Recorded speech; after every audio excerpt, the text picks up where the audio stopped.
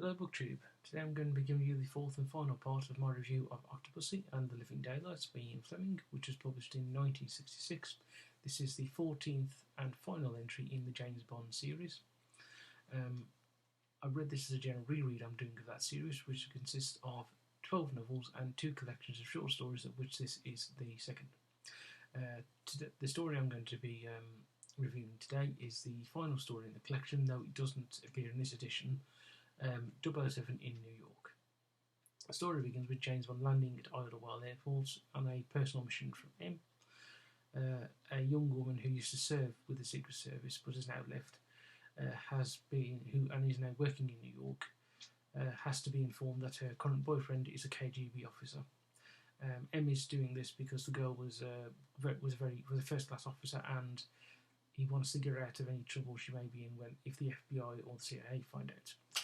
Bond catches a taxi from Idlewild Airport to his hotel, which is the Astoria.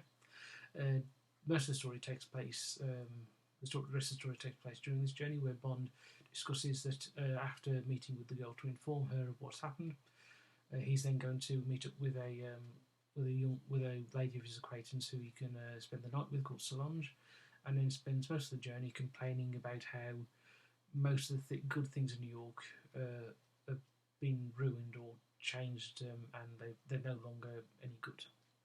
The story ends as Bond is going over the Tribeca Bridge in the cab, and feeling slightly depressed because he knows that the meeting with the girl who's got to be warned will probably end in tears, and then he's got to send a rather depressing report off to M in London.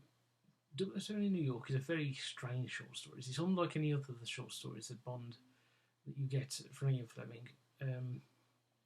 It's less a short story and more a travel log of Ian Fleming's sort of dislikes of the way that New York has changed, which has this mini plot of the girl having to be warned about her boyfriend sort of added on to the end. Very odd. I mean, it's enjoyable because you get sort of Fleming's attitudes about sort of hotels and food, but at the same time, it barely really counts as a short story, and it's certainly the weakest of the short stories, and also frankly the weakest of all the Bond stories, because nothing really happens other than James Bond complaining at great length about everything in New York he likes has been ruined or no longer exists, and so it's a very strange end to the James Bond series. But as with Fleming, the descriptions were enjoyable. With that, so that's the end of the review of Octopussy and The Living Daylights and of the James Bond books as a whole. Just to give a few remarks about the series as a whole, I really enjoyed it. As this is a reread for me, I read it. This is about the 5th time I would have reread the series as a whole. Enjoyed it as ever.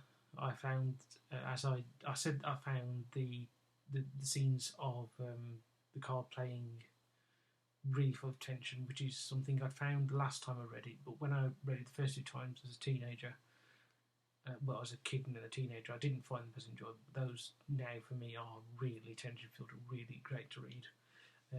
I enjoy sort of Fleming prose, the sort of telegraphic style, the way that he knows how to get a very sort of a detail-packed description across in with a modicum of words, which seems to stem from Fleming's training as a journalist, I personally believe.